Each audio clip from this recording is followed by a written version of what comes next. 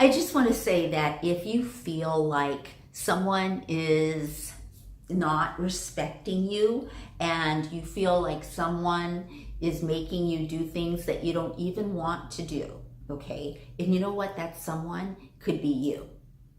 That someone could be you. You could be eating things that you don't really want to eat. Think about, because that's what it gets down to. It gets down to you. So once you start being in control of you, right, the stronger you'll feel about your presence and your feet on the ground. You'll feel more solid. You'll know who you are more. And the more you feel that, the less people will be able to take advantage of you, because you'll be able to notice these people. So I get, sometimes, like for me, it's kind of hard, because I shared with you guys that my last relationship was with a psychopath, and I fall for people who cry, or they seem charming and sincere, and these are the people that you have to watch for out there.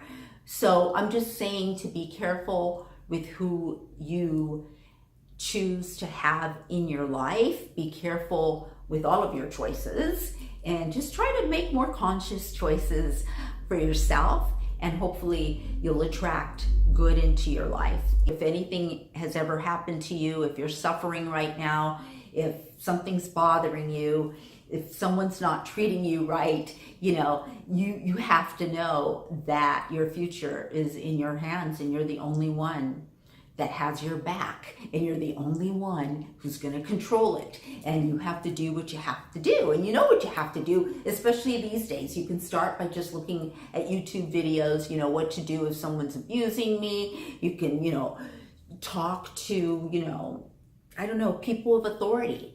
To talk to people. If you don't know what to do, talk to people of authority. You know what I mean? Find, someone, a group to join, a support group.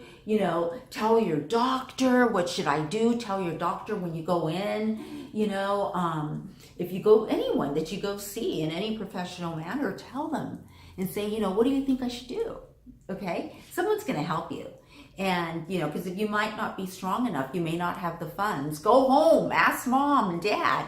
If you're stuck and you don't have the funds, just, I don't know, you got to get rid of any pride and just say, I need help, and just continue to make the best decisions for yourself. Here we've got to this video, the second to the last video, and we have his ex-girlfriend saying that Jake Paul is an abuser. He's a mental and emotional abuser, not physically, but mentally and emotional abuser, and spiritually. She wouldn't know to say that, but spiritually, definitely, because you're tearing a person down, and when you tear a person down, you break their spirit, okay? And that little spark of happiness, that little spark of joy, you tear that down. That's the spiritual part. So he's that, and then he's like he sounds like a pamper.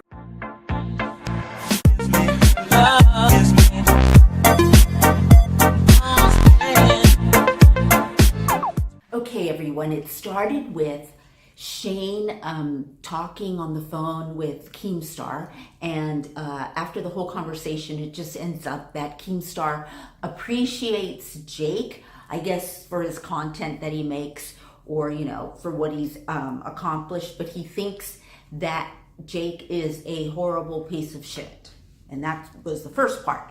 And then Jake went to speak with Alissa Violet, who I have many things to talk about. But Alissa Violet, first thing, I think that is a beautiful name, and I think she is a very beautiful girl. But having said that, when he was talking to her, she just revealed that allegedly, she says that Jake Paul was abusive. Not physically, but it doesn't matter, because the emotional and mental abuses, those aren't seen, but they're felt. And sometimes those take way longer to heal than the physical abuse. But see, the problem with the physical abuse is physical abuse, you can see it, right? And then it heals. But physical abuse is also at the same time mental and emotional abuse, because it's a memory, so you can't forget it. And it's a feeling of, you know, how someone could, you know, hurt you that supposedly loves you. And Alissa was just a young girl caught up in a bad situation.